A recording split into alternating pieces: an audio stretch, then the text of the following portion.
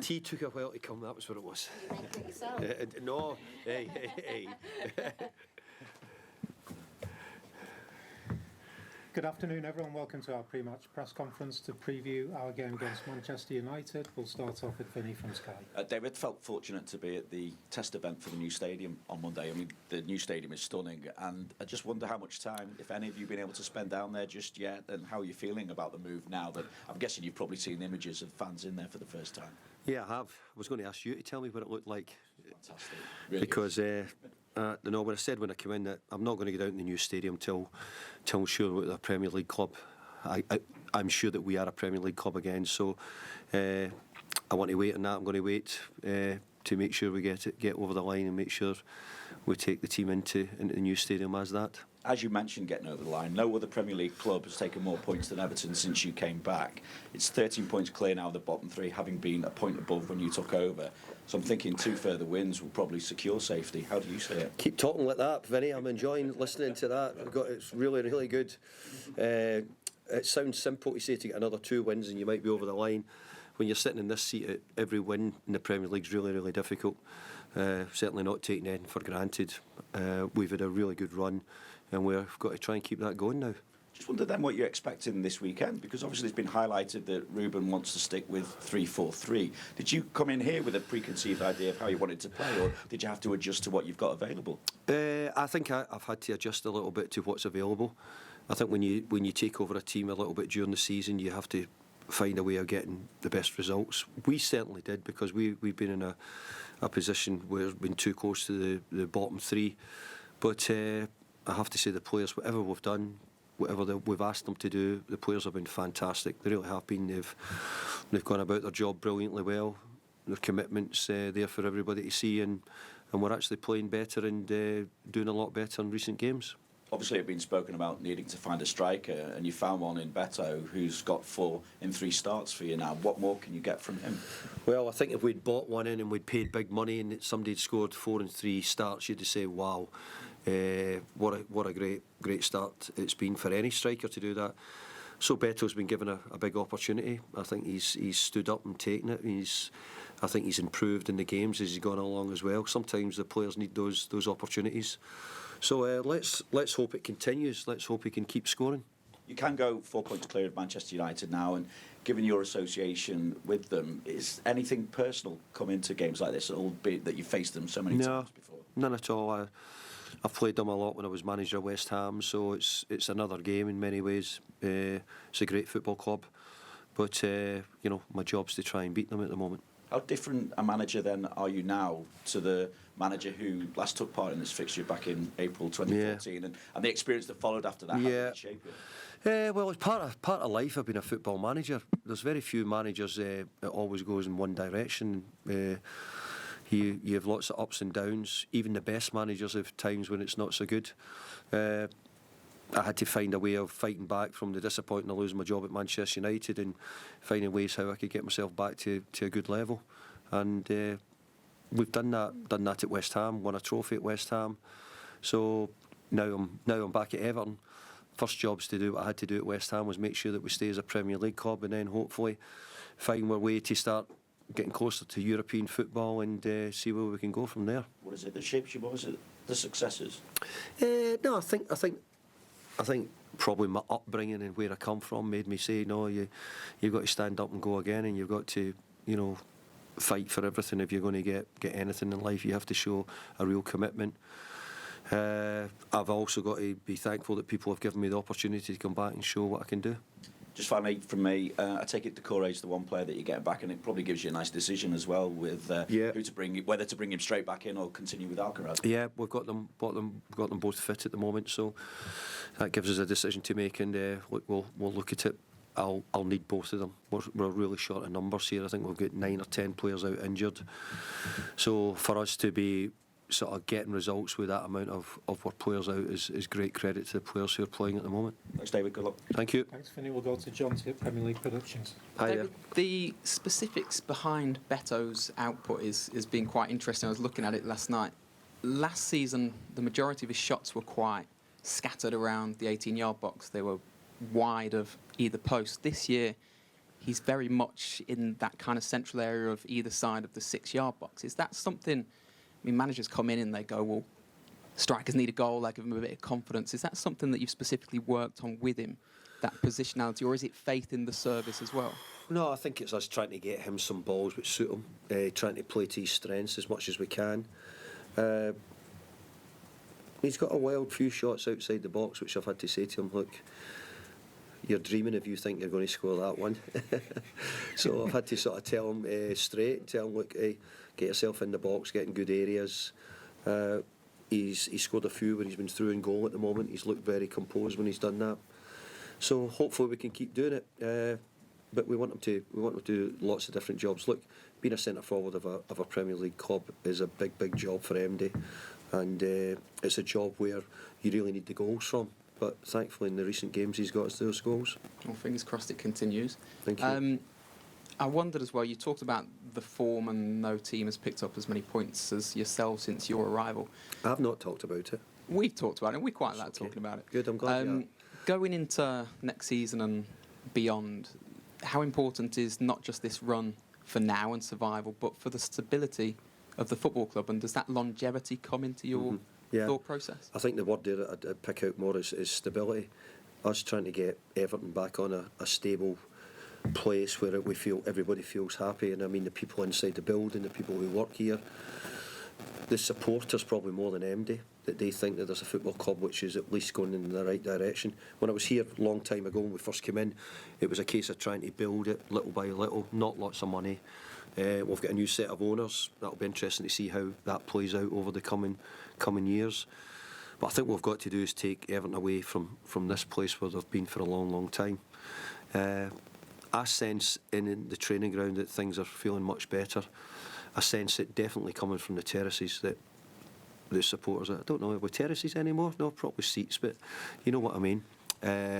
So I sense it from there as well. But look, maybe I'm just a new manager with a quick bounce at the time, which we hear a lot of new managers coming in. But I hope that it's not that. I hope that it's as if I've come back and able to pick it up, keep the standards up, keep looking to improve it at the moment, and obviously build on what we've got. Well, we hope so too. And towards the game itself, what kind of a fixture do you expect against United? I always think Manchester United is one of the biggest fixtures in the season, and wherever you are, I think they've always got good players. I think they've got so many talented players, who are so good at what they do. They're probably having a bit of a difficult patch at the moment. It's very rarely you would see Manchester United probably in the league position they're in.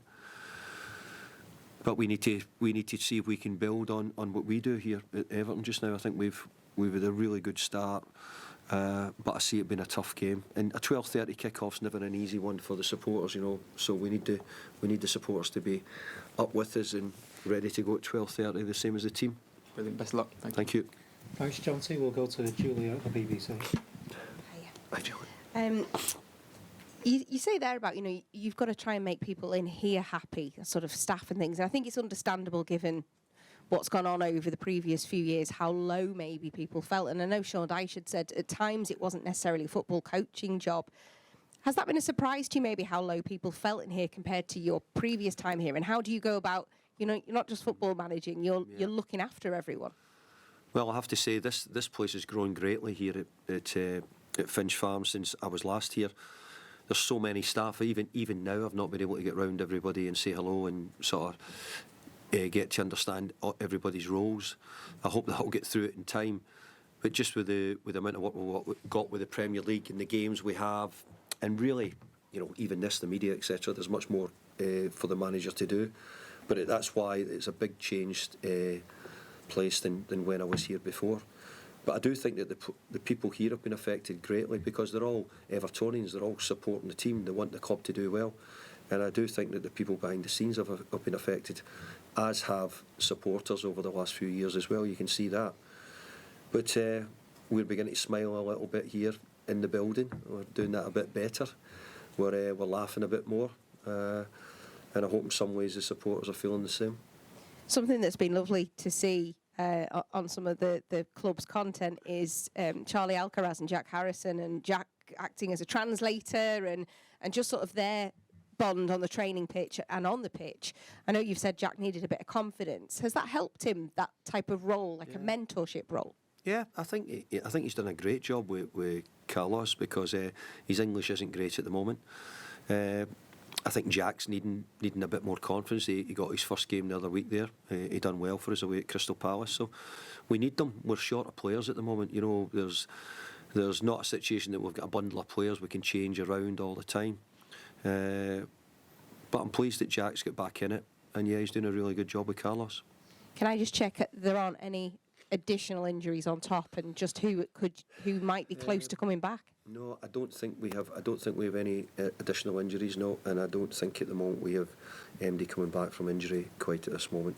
And what about Seamus Coleman? Has he got a time frame for coming back? Because his contract runs to the end of the season. He's obviously seen as a club legend. That this potentially might be his final playing season. Will he play in one of the final games? I would absolutely hope so, because I'd like that for many reasons. But we always have to do the right thing and play the players who we think are going to get us the best results. But the first thing Seamus needs to do for us is get himself back fit. He's a huge member of the dressing room. He's a huge member of the team.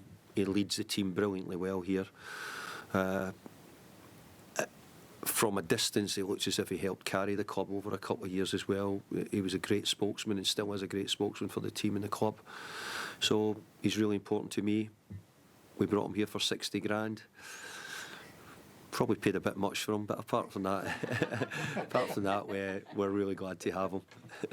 Finally, from me, it's Everton Giants weekend. They're at Everton Giants being celebrated at the game. Do you see this though as a game of two Premier League giants that are at the wrong end of the table, that really should be, because of off the field things maybe and stuff that's gone on beyond their control, that really should be in a different place?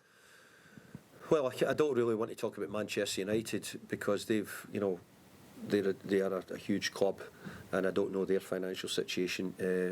But what I do know from I've learned from I've come in here, that the thing for me now is to make Everton back to being a big club and getting them back in amongst the teams who are challenging at the right end of the table. We've got jobs to do before that, whether that be the players we've got in getting to improve them, whether it be that we've still got some money to pay to clear ourselves up. But we have to get in a place where we think we're clear and we're ready to start again. We're not quite there yet, but getting the job done, hopefully, of staying in the Premier League is getting much closer, and hopefully we're able to talk about that in coming weeks. But just glad to see us back in not at the bottom end of the league. Thank you. Good luck. Thank you. Thanks, Julia. We'll go to Will. I will. Just on injuries, back to the middleman and Dye, is there any more news on him? And Chimity and Patterson, are they the next cab off the rank? Yeah, Nathan Patterson's came out on the grass the last couple of days, but we think it's just too soon for him. So he's making some progress. Ellie's been taking injections, and we're quite positive that he's working hard to try and get back quickly. So we're hoping that we could get him back maybe before time we thought. But they're not fit just now. No. And Chimity? Chimity's back on the grass today as well. So he started back in the grass. He said 2 days in the grass actually. I think just the length of his time he's been out is what we're all a little bit more worried about. He's done quite a bit of training, but not football training yet. So, but we've got him back in and around the training group at the moment. Yeah. In the first stint as manager, you had some really good centre halves. You know, Phil Jagielka, Julian Lescott, Sylvan Diston, to name them. Where does Jarrod Branthwaite rank in terms of ability at this age, and how far do you think he can go? Well, I think you're right. I think we had some really good centre backs over the years here, and quite often I've got to say that I think that the best teams are quite often the best teams wherever they are have the best defence, and it gives you a chance of winning when you have that. And I think Jarrod's done really well. I think there's moments where he could do better. I think he still plays at times like a young centre back, but I think he's got an awful lot going for him. Already been involved with England squad before I came. I think he's played really. I thought he played really well last week, and I think he's got a good mentor beside him in Tarky. I think Tarky's been round the league a little bit, seen a lot of it, and I think for him to play alongside Tarky will be helping him and improving him.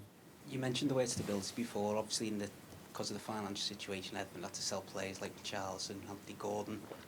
Jared Bramford was someone who was linked with a potential move in the summer to Manchester United. Yeah. Are you hoping on how much you're aware, how much that situation has improved in terms of the PSI? Well, I think the PSI, I don't really know all the stuff about it, but I do know that we'll still get some work to do in the summer. So that's something which we're going to have to do. I was aware of it when I came in, but I'm hoping that that we're beginning to stop thinking about that now. We're beginning to think about, we're moving forward. What we're going to do? Yeah, I think we've got a bill to pay, and when we pay that bill, hopefully that's us in the clear. So, Jared's a top player, and if people want to buy Jared, or you're alluding to that, then I've said many times, bring a big bag of money.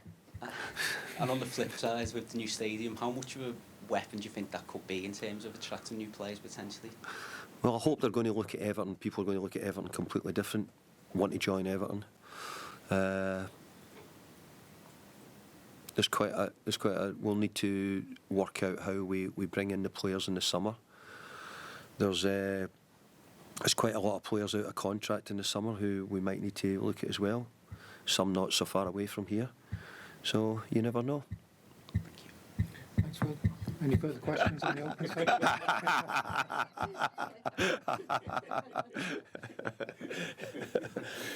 I think that's a wrap. We'll move on to the embargo section.